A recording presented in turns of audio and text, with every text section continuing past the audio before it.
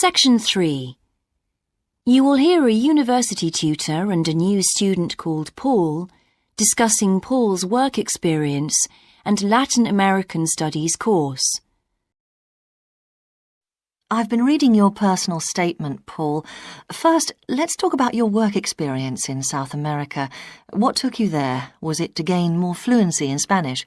Well, as I'm combining Spanish with Latin American studies, my main idea was to find out more about the way people lived there. My spoken Spanish was already pretty good, in fact. So you weren't too worried about language barriers? No. In fact, I ended up teaching English there, although that wasn't my original choice of work. I see. How did you find out about all this? I found an agency that runs all kinds of voluntary projects in South America. What kind of work? Well, there were several possibilities. You mean construction, engineering work? Yes, getting involved in building projects was an option. Then there was tourism, taking tourists for walks around the volcanoes, which I actually chose to do, and then there was work with local farmers. But you didn't continue with that project. Why not? Because I never really knew whether I'd be needed or not. I'd thought it might be difficult physically, but I was certainly fit enough. No, I wanted to do something that had more of a proper structure to it, I suppose. I get demotivated otherwise.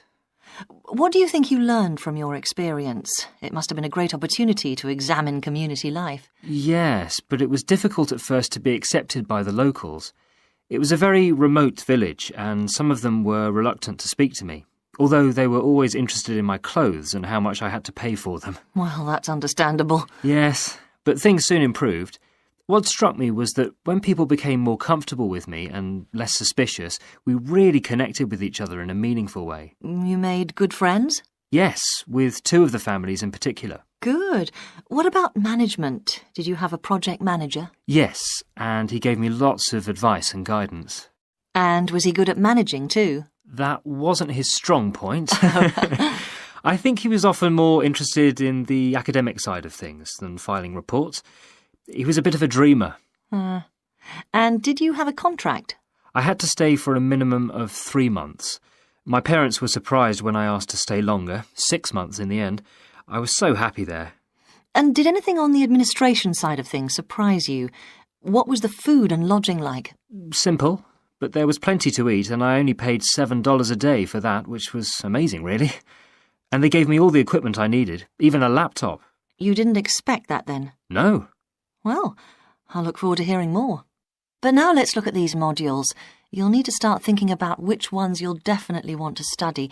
The first one here is Gender Studies in Latin America.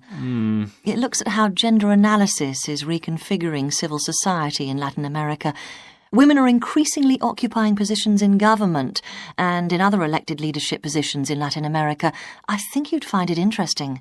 If it was to do with people in the villages rather than those in the public sphere, I would. OK. What about second language acquisition? Do you think I'd find that useful? Well, you've had some practical experience in the field.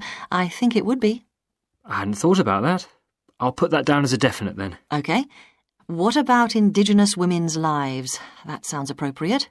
I thought so too, but I looked at last year's exam questions and that changed my mind.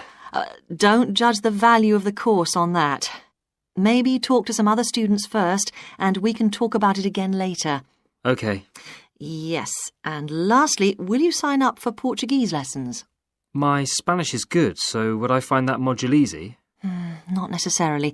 Some people find that Spanish interferes with learning Portuguese, getting the accent right too. It's quite different in a lot of ways. Well, I'd much sooner do something else then. All right. Now, what we need to do is...